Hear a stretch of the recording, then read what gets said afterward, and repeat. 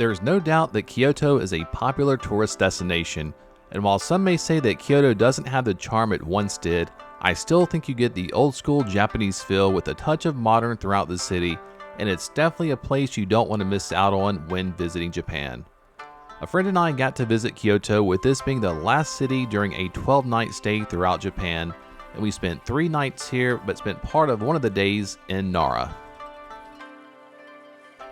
There's so much to do in Kyoto that I recommend more than 3 nights, and also come during the low tourist season if you can, to avoid the crowd so you can enjoy your visit to all the sites, and Kyoto has a lot of them. According to JapanGuide.com, it shows over 60 attractions in Kyoto, and not to mention spending time in cafes, restaurants, shopping, and everything else that Kyoto has to offer. So after a late morning train ride from Osaka to our hotel in Kyoto, we caught the bus and headed to the Fushimi Inari Shrine, and this was definitely on the top of my list to visit in Kyoto. I was in awe of just how massive the shrine actually is, and there are around 10,000 torii gates that just seem to never end. And while we were there on a rainy Wednesday morning during the off-peak season, there were still more tourists than we expected visiting the shrine. And even though we spent a good bit of time here, we probably only made it about a quarter of the way or about halfway up the trail through the torii gates. And this is something I would definitely do again, and also give myself plenty of time to hike up the entire trail.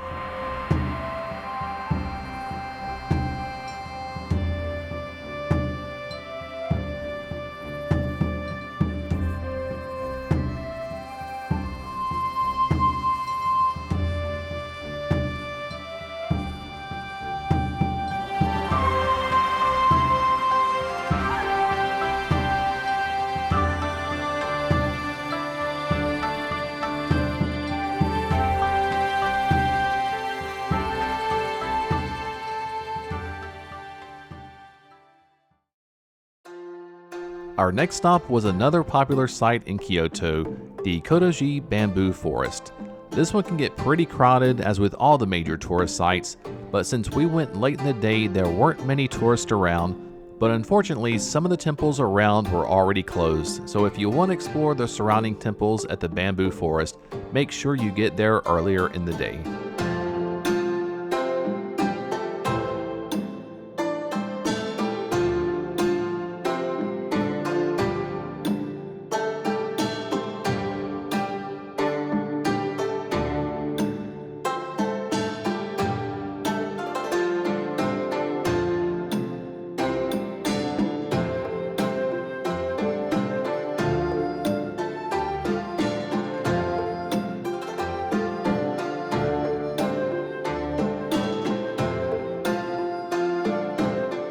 Next to the bamboo forest is Arashiyama Park, and signs there indicated there may be wild monkeys living in the park, but we didn't see or hear any while exploring around.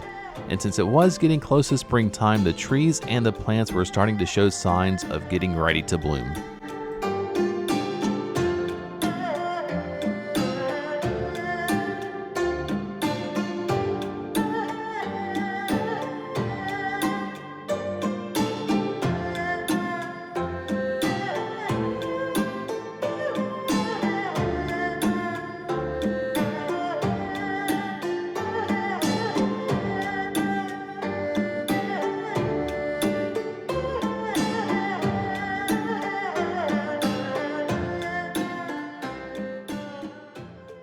After exploring the park, we kept on walking and found ourselves next to the Katsura River.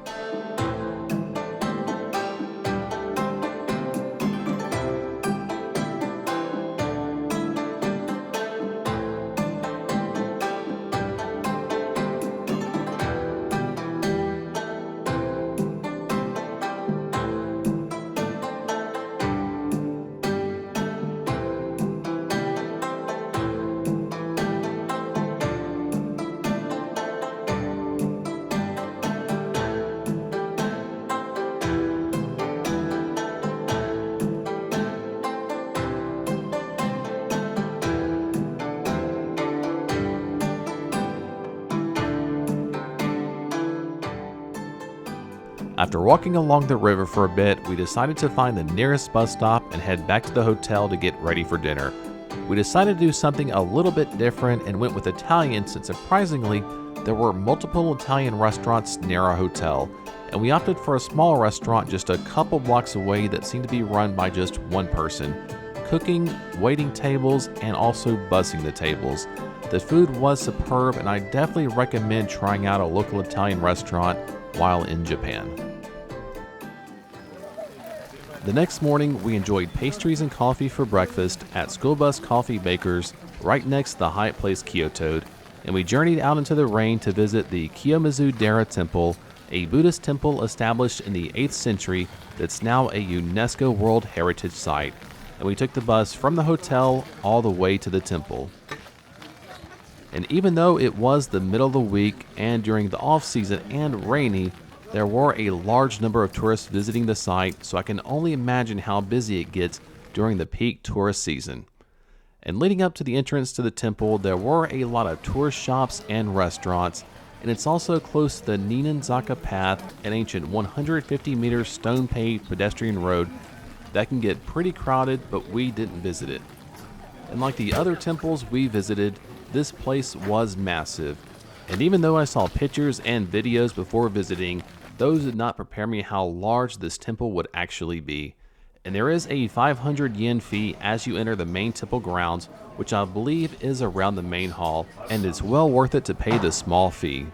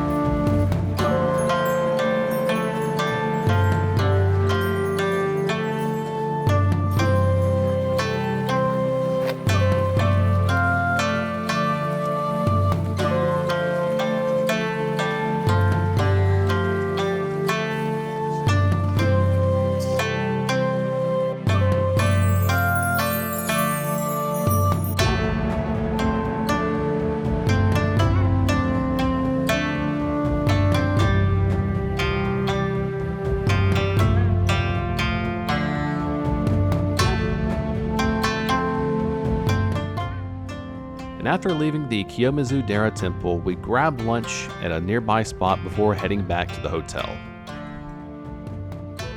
After resting up at the hotel for a bit, I decided to take the 15-minute walk to Nijo Castle, and even though the castle was still technically open, unfortunately interest for tourists was closed, so I didn't get a chance to go inside, but I was able to take a look from the outside, then decided to explore the surrounding area. We decided to catch the bus and head to the Yasmaka Shrine for the evening.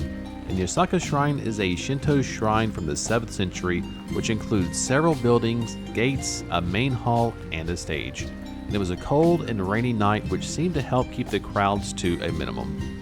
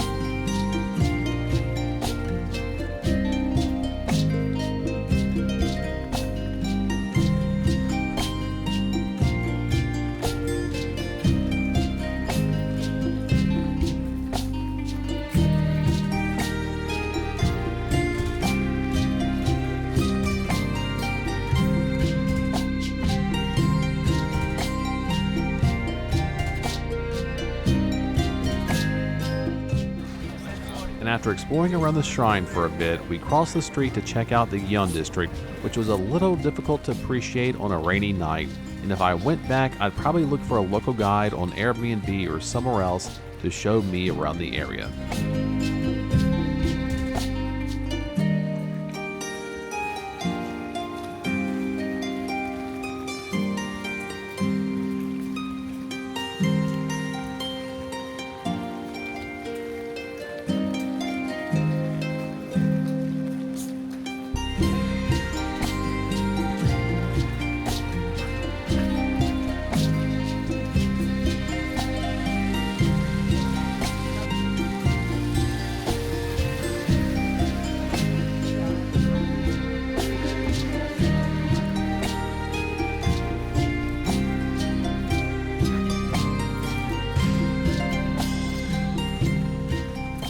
After our time at the Yasmaka Shrine in the Gion district, we decided on an Indian restaurant near the hotel, and it was fantastic Indian food at a very reasonable price.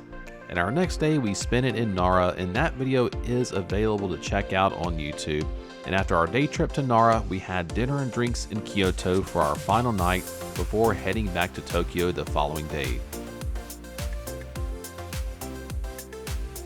So I hope you enjoyed this video, and if you did, please like and subscribe.